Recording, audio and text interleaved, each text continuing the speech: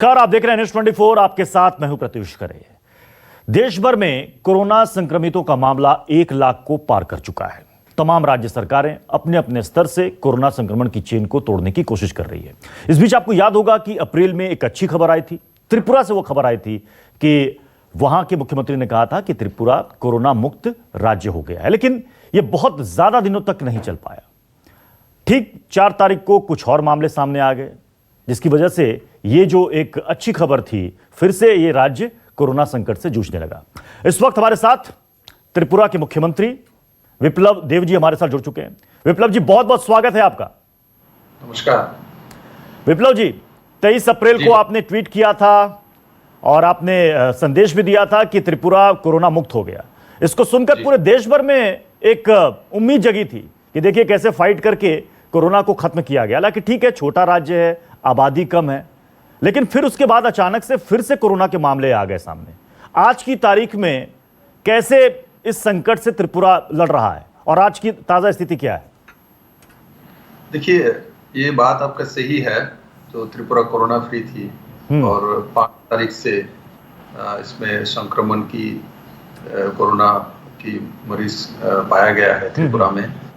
तो इसमें मैं आपको एक बात बताना चाहता हूँ, इसमें सिविलियन में ये त्रिपुरा में फैला नहीं है अभी तक। ये पहले जो 2 हुई थी, बाद में कोरोना मुक्त हो गया था, वो भी बाहर से ट्रेवल हिस्ट्री था। स्टेट राइफल की जवान जो कि उत्तर प्रदेश के मेरठ से आए थे, उनको हुआ था और बाद में वो ठीक हो गया। और एक महिला को उसी ट्रेन में थी जिस ट्रेन में वो आए थे। तो कैरियर वही है, ऐसा माना जाता है। तो त्रिपुरा के जो हमने बाकी जो सिविलियन में गांव में हो, शहर में, इसका कोई प्रभाव को नहीं थी। और जो मिला है ये बीएसएफ के 2 बैटालियन, त्रिपुरा में 18 बैटालियन बीएसएफ है कि त्रिपुरा बॉर्डर स्टेट है, 80% बांग्लादेश बॉर्डर है, तो बड़े मात्रा बीएसएफ यह है। जो पाया गया है 2 बैटालियन में पाया गया है, एक ही डिस्ट्रिक्ट में, बाकी किसी बीएसएफ में वो नहीं पाया गया है। ऐसे अभी त्रिपुरा में आम पब्लिक में ये नहीं फैला है और अभी तक ये रेस्ट्रिक्टेड है और त्रिपुरा में बड़े मात्रा में जागरूकता है इसके ऊपर। अच्छा, अब देखिए लॉकडाउन 4 शुरू हो चुका है। कई राज्यों में जो बंद पड़ी औद्योगिक इकाइयां थी वो धीरे धीरे करके खुल रही हैं। शायद त्रिपुरा की स्थिति इससे थोड़ी सी अलग मैं इसलिए कहूंगा क्योंकि मैं देख रहा था कि आपने कुछ इंटरव्यूज में और अखबारों में भी आपने कहा कि यहाँ लगभग 75 से 90% औद्योगिक इकाइयां जो हैं वो खुली हुई हैं। तो ये इन सारी चीज़ों के बीच में एक डर की एक कोरोना संक्रमण का चेन ना फैले, कैसे सारी चीज़ों को मैनेज किया जा रहा है? देखिए, इसमें जो होता है कि सोशल डिस्टेंसिंग का आदत पड़ना चाहिए। जिसको जितना जल्दी पड़ गया और उसको स्वभाव में आ जाए तो अपने आप वो मेंटेन हो जाता है। तो ये पहले से शुरू होने के कारण से स्वभाव में आ गया। तो उसके बाद हमने 20 अप्रैल से जब कुछ रिलैक्सेशन केंद्र सरकार ने दिया था ग्रीन जोन में, तो 20 अप्रैल से हम लोगों ने हमारे छोटे छोटे इंडस्ट्री इकाई हमने खुलना शुरू कर दिया है और ज्यादा समय काम करे और संख्या में कम आए। जैसे 60 कोई एम्प्लॉय वहां काम करता है लेबर के, से 30 से काम करेंगे तो वो काम 8 घंटे के बदले में 12 घंटा 15 घंटा करे और इसके बदले में उनको एक्स्ट्रा पैसा दे दिया जाए, ऐसा त्रिपुरा शुरू कर दिया है। तो जिस कारण से जो हमारा नुकसान हुआ पिछले दिनों में उसका भरपाई से हो सकता है, उस दिशा में त्रिपुरा ने काम करना शुरू किया। और मैं आपको ये भी बताना चाहता हूँ, त्रिपुरा एकमात्र ऐसा एक स्टेट है जिसमें रोड कंस्ट्रक्शन का काम भी शुरू हो गया। हमारे यहाँ रोड की काम भी चल रही है। तो रोड भी आप देखिएगा, मैंने ट्वीट भी किया था, रोड हमारे जो कारपेटिंग वगैरह चल रहे हैं, स्मार्ट सिटी का काम हमारा चल रहा है। तो उसको डिस्टेंसिंग मेंटेन कर, क्योंकि ये नॉर्थ ईस्ट के राज्य है, अभी जो सीजन है यही हमारे, उसके बाद बारिश तो लगभग शुरू हो गया है। तो बाद में 6-7 महीने कोई कंस्ट्रक्शन का काम नहीं कर पाता क्योंकि ये सब बहुत ज्यादा बारिश, औसत से 46% ज्यादा बारिश होने वाला स्टेट है नॉर्थ वाले। हमारे पास यही समय है, तो हम किसी भी हालत में त्रिपुरा को पीछे नहीं कर सकते। माननीय प्रधानमंत्री जी हीरा बनाने का जो मॉडल है नॉर्थ ईस्ट को घोषणा किया, उस दिशा में उन्होंने काम भी किया, हम लोगों को दिया भी सब कुछ। किंतु अभी हमारा ड्यूटी है इस दिशा को आगे लेके जाना, किसी भी हालत में त्रिपुरा को नहीं रोकना। कई राज्य कह रहे हैं कि हमें रेवेन्यू जनरेट करने में बहुत दिक्कत हो रही है। खैर, उनकी चिंता वाजिब भी है। अभी तक त्रिपुरा ने, चूंकि आपने कहा कि हमने इंडस्ट्रीज को अलाउ किया हुआ है, कई सारी यूनिट्स काम कर रही हैं, 20% के आसपास शायद रेवेन्यू आपने जनरेट भी कर लिया है। जी, रेवेन्यू किया है। हाँ। पहले तो रेवेन्यू एकदम जीरो था, अभी 25% 30% के आसपास रेवेन्यू पहुंच रहे थे। अच्छा, आपने कहा कि रबर इंडस्ट्री में बहुत बड़ा नुकसान हुआ है त्रिपुरा को, क्योंकि केरल के बाद सेकंड लार्जेस्ट है त्रिपुरा रबर उत्पादन में। जी, तो इसमें नुकसान हुई है क्योंकि सेकंड लार्जेस्ट प्रोड्यूसर है त्रिपुरा, तो उसमें हम नुकसान किसानों को फार्मर्स को होने नहीं देंगे, क्योंकि हमने इनसे रबर शीट जो खरीदने का व्यवस्था किया है, सरकार खरीद लेगी। और केंद्र सरकार के पास भी हमने एक लेटर लिखा है, जो हमको जो रबर शीट खरीद के रखेंगे उसको पूंजी लगेगा, तो त्रिपुरा के पास उतना पूंजी नहीं होती। केंद्र सरकार के बहुत सारी इकाई है जो कि उसको पूंजी लगा सकता है, और रबर कोई खराब होने वाला चीज नहीं है, सालों साल रहता है। पूंजी हमारा इन्वेस्ट इसमें हो जाता है, तो इसे लिक्विडिटी ब्लॉक नहीं होना चाहिए। तो केंद्र सरकार को मैंने एक पत्र लिखा, मैं आशा करता हूँ केंद्र सरकार इसमें मदद करेगी, और बाद में ये जो भी इंडस्ट्री है उसमें जाना ही जाना है, तो रहेगा नहीं जी। और साथ ही साथ विप्लव जी, आप कहते हैं कि त्रिपुरा जो है वो आत्मनिर्भर बनने की दिशा में काफी पहले से अग्रसर है, और इस बीच जो आत्मनिर्भर ये पैकेज आया, आर्थिक पैकेज, हालांकि इसको लेकर ममता बनर्जी ने कहा कि ये तो जीरो है, हमें ऐसी उम्मीद नहीं थी। उन्होंने ये भी कहा कि छोटे राज्य, मतलब उनका इशारा था कि चाहे वो असम हो, त्रिपुरा हो, मेघालय हो, मणिपुर हो, छोटे राज्य की तुलना में बड़े राज्यों के सामने बड़ा संकट है।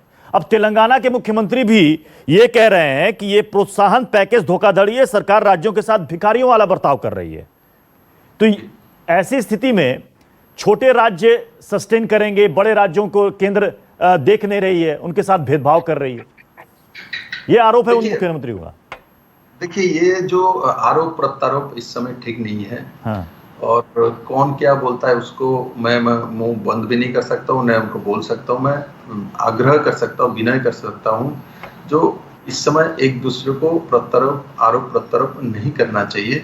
और साथ ही साथ ये बड़ा छोटा स्टेट है, तो बड़े स्टेट का तो इंफ्रास्ट्रक्चर भी बड़ा होता है। बड़े स्टेट के पास सरकारी कर्मचारी भी बहुत होता है, इंफ्रास्ट्रक्चर भी ज्यादा होता है, इनके पास लिक्विडिटी भी ज्यादा रहता है, इनके पास रिसोर्स भी ज्यादा रहता है, इनके पास सीमाना भी ज्यादा रहता है, इनके पास लोग भी ज्यादा रहता है। इसलिए इनको काम करने के लिए लोग भी ज्यादा है, ऑफिसर भी ज्यादा है, स्टाफ भी ज्यादा है, पुलिस भी ज्यादा है, सब कुछ, डॉक्टर भी ज्यादा है। तो छोटे स्टेट के हिसाब से छोटे स्टेट के पास उतना ही साधन रहता है जितना स्टेट है। इसलिए छोटा स्टेट है, इसलिए हमारे पास साधन ज्यादा है, ऐसा नहीं है। इसलिए ये बात मैं किसी भी हालत में मैं सहमत नहीं हूँ। जो छोटा स्टेट होने के कारण से वो सब कुछ ठीक ठाक कर लेता है, बड़ा स्टेट में मुश्किल होता है। तो बड़ा स्टेट के पास तो बड़ा हमारे पास जैसे 8 डिस्ट्रिक्ट है, तो हमारे पास 8 डीएम है।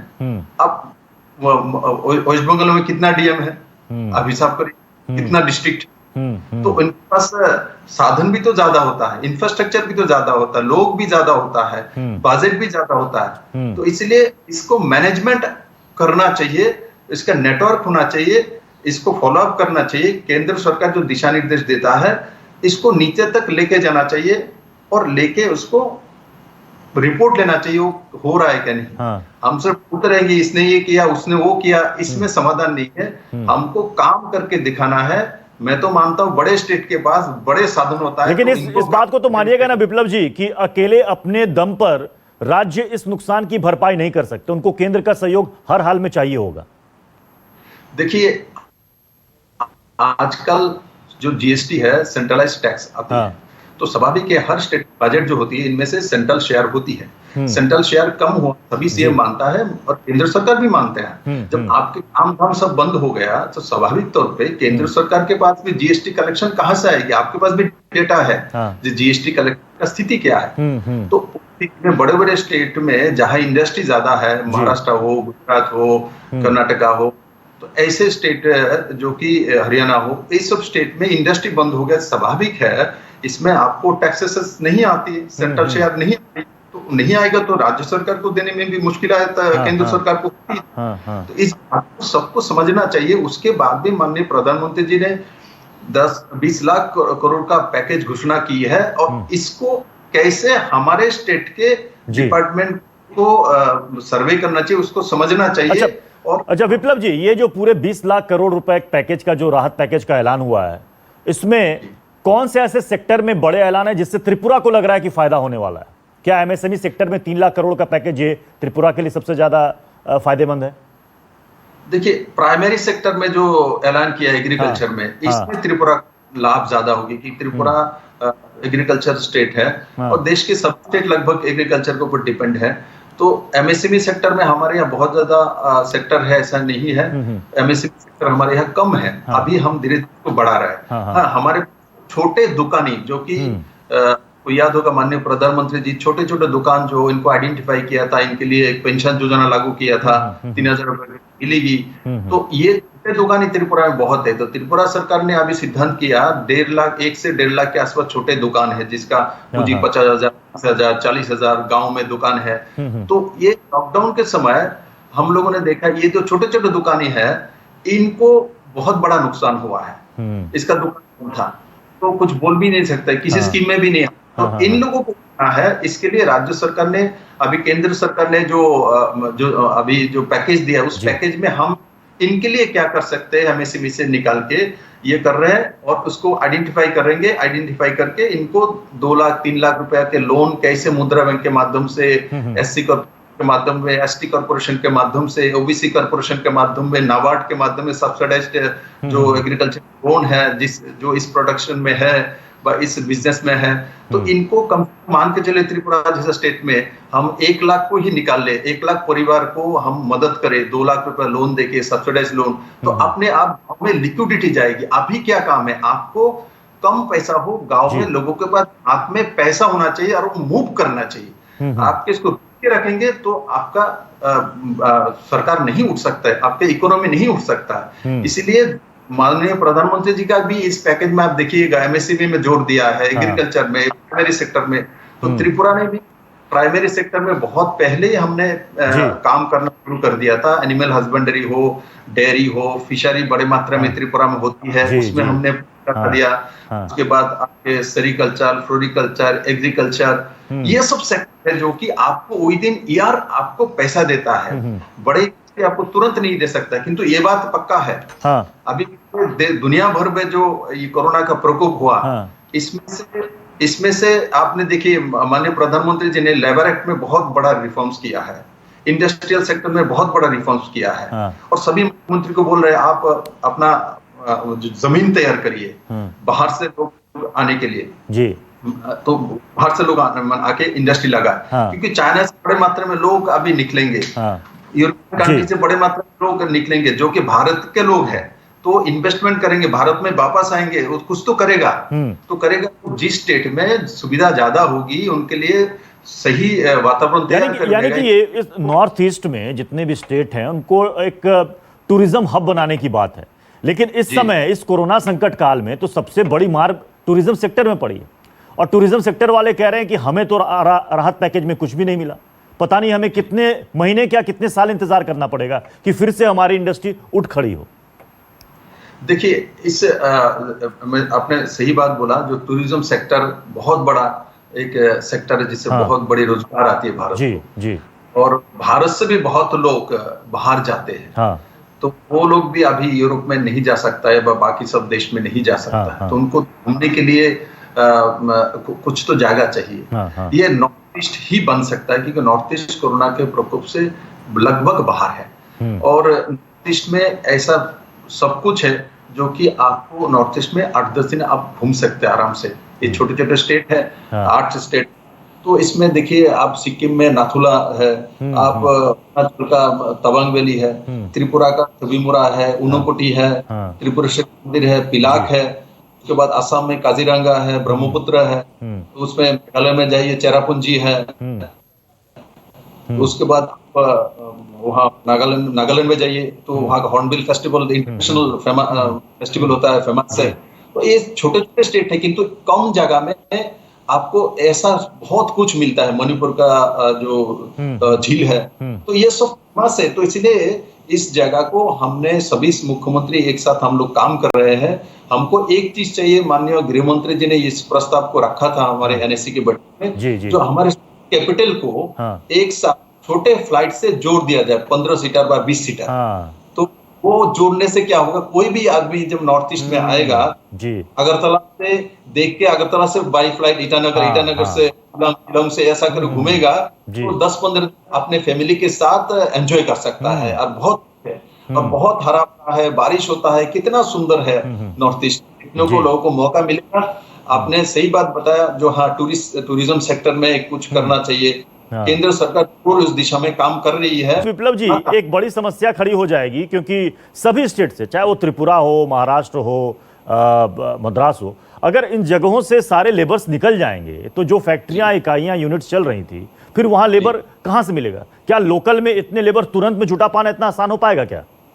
बिल्कुल, आपके बात सही है। इस विषय में सभी मुख्यमंत्रियों ने चिंता की है, किंतु एक बात मैं पूरे देश में देख रहा हूं, जो आपके पास भी जानकारी है, ये जो क्राइसिस हुआ है, क्राइसिस के समय हर लोग चाहता है मैं परिवार के साथ रहूं। ये इमोशनल टच है। तो सभी लोग जानता है उसको रोजगार मुंबई में मिलेगी, तब भी वो बिहार में जाना चाहता है। वो जानता है कर्नाटक में उसको रोजगार है, तब भी वो त्रिपुरा में आना चाहता है।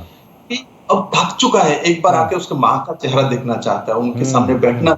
इमोशनल टच है, भारतवर्ष इमोशनल देश है भाई। तो इसलिए इनको रोकना भी ठीक नहीं है। एक बार आने दीजिए, एक बार आए, अपने परिवार के साथ रहे, 8-10 दिन रहने के बाद मानसिकता ठीक रहेगा, अच्छा लगेगा, तो अपने आप देखिएगा सभी जिनको जहां रोजगार है 2 बार वापस वहां चले जाएंगे। आपको बोलने की जरूरत नहीं पड़ेगी, अपने आप जाएगा। किंतु एक बार आने दीजिए, कि एक बार आके अपने माँ को देखे, अपने परिवार को देखे, अपने नजदीक के लोगों को देखे, तो उसके मन की शांति हो जाएगी। आप उसको पकड़ के रखेंगे वहां, उसको जेल जैसा लगेगा। क्योंकि रोजगार जहां देता है, कर्मभूमि में तो लोग रहता है, वो जरूर कर्मभूमि में जाएगी। और भारत ऐसा देश नहीं है, भारत के लोग कर्म करके ही आगे निकलता है, ये प्रमाणित है। तो मैं मानता हूं, अब इनको सबको आने दीजिए। सभी मुख्यमंत्री इसमें एक मत हुई है, जो सबको आने को, जो होगा देखा जाएगा। हम लोग अच्छा, आपका आकलन विप्लव जी, इस कोरोना संकट काल से त्रिपुरा पूरी तरीके से कब तक मुक्त हो जाएगा? देखिए, ये मैं ज्योतिष तो नहीं, मैं बोल नहीं सकता, किंतु जो आपका प्रयास, जो आपकी कोशिशें चल रही हैं, उसके मुताबिक एक आकलन होगा कि हम 5 महीने में, 6 महीने में, 8 महीने में लगभग इससे हम काफी हद तक निकल सकते हैं। देखिए, मैं जब तक कोरोना के इस के लिए वैक्सीनेशन नहीं होगी, वैक्सीन तैयार नहीं होगी, तब तक मैं इसको नहीं कह सकता जो हमको तो चला जाएगा। जरूर इसको मुकाबला हम कर लेंगे, ये हमको हिला नहीं सकता। ये अभी जब सभी लोग त्रिपुरा में आ जाएंगे, हम जैसे कर्नाटक से ट्रेन आएंगे, तो 1200 लोग आए, तो 1200 को हमने 1200 में 5:1 में सैंपल लिया। सबसे बड़ा सैंपल लिया त्रिपुरा ने, बहुत बड़ी सैंपल है, बहुत कम स्टेट ले पाता है। तो 5:1 में सैंपल लेते हैं, और इसमें से सबके सब नेगेटिव आए हैं। 206 के ऊपर हमने सैंपल लिया, कि सब नेगेटिव आया है, जो बेंगलोर से पहला ट्रेन आया है। तो अब हम सभी राज्य सरकार का वही कर्तव्य होगा, पहला जो बाहर से आने वाले लोग हैं, इनको अच्छा से क्वारंटाइन करे, होम क्वारंटाइन में 100% रहे, उसमें ध्यान दे। जैसे हम त्रिपुरा में गांव तक क्वारंटाइन कमेटी बना दिया, सरपंच को देके वो इसको सर्वेलेंस में देखेंगे, ध्यान रखेंगे। और दफ्तर तो हेल्थ डिपार्टमेंट व पुलिस दफ्तर वो देखेंगे, किंतु गांव के लोग देखेंगे, तब वो सही क्वारंटाइन हो जाएगा। एक बार आने के बाद, मान के मुंबई से, दिल्ली से, इधर उधर और कई को पॉजिटिव आ भी गया, और हमने उनको होम क्वारंटाइन कर दिया, हॉस्पिटलाइज कर दिया, और आइसोलेशन के बाद उनको नेगेटिव होने के बाद छोड़ दिया, तो एक बार हमको इस चेन को तोड़ देना है। तो तोड़ने के बाद देखिए, मैंने यह देखा, जैसे बीएसएफ में हमने टेस्ट किया तो नेगेटिव आया, तो बाद में जब जाने के बाद सिम्टम आया, तो इनमें से 7 आदमी दोबारा पॉजिटिव आया। इसलिए दोबारा होती नहीं, ऐसा नहीं है। तो इसलिए इसको लेके हमको चलना पड़ेगा। दोबारा होने के बाद हम घबराने वाले नहीं है। एक बार चेन छोड़ तो पूरा तो रिपीट नहीं हुआ। जैसे 1700 सैंपल लिया हमने, तो 1700 में 7 आदमी रिपीट हुआ, बाकी तो नहीं हुआ। इसका मतलब चेन तोड़ने में सफल रहे जी। तो बस चेन तोड़ दीजिए एक बार, उसके बाद आप सफल रहेंगे। द्वितीय बार हो सकता है, तृतीय बार भी हो, किंतु तब और चेन टूटने के कारण से बड़े मात्रा में नहीं हो सकता है, क्योंकि उस समय हम लोग सोशल डिस्टेंसिंग मेंटेन करना सीख जाते हैं। तो ये माननीय प्रधानमंत्री ने जो दिशा निर्देश दिया है, केंद्र सरकार ने जो दिया है, इसको हम कड़े से माने, और साथ साथ अपना काम शुरू करें। जो जहां है काम शुरू करे, छोटे मात्रा हो, बड़े मात्रा हो, शुरू करे, कुछ शुरू करे। तो इससे आपको इकोनॉमी को लाभ होगा, क्योंकि हम बार बार पैकेज देंगे, आप फ्री में चावल देंगे, खाएंगे, इससे तो जीवन नहीं चल सकता ना। हमारे बेटे इंजीनियर बनाना है, डॉक्टर बनाना है, जर्नलिस्ट बनाना है, ठेकेदार बनाना है, आगे बढ़ाना है, हमारा यूनिवर्सिटी चलना पड़ेगा, स्कूल चलना पड़ेगा। कितने दिन हम ऑनलाइन में पढ़ते रहेंगे? हाँ, तो उस दिशा में सभी सरकार काम कर रही है और मैं मानता हूँ ये आगे जाके ये यानी तमाम सावधानियां बरतते हुए हम सबको जूझना पड़ेगा इससे, तभी हम इससे पार पा पाएंगे। बहुत बहुत शुक्रिया विप्लव देव जी हमारे साथ जुड़ने के लिए और अपना समय हमें देने के लिए। एक बहुत ही छोटे से ब्रेक के लिए यहाँ पर रुक रहे हैं, आप देखते रहिए न्यूज़ 24।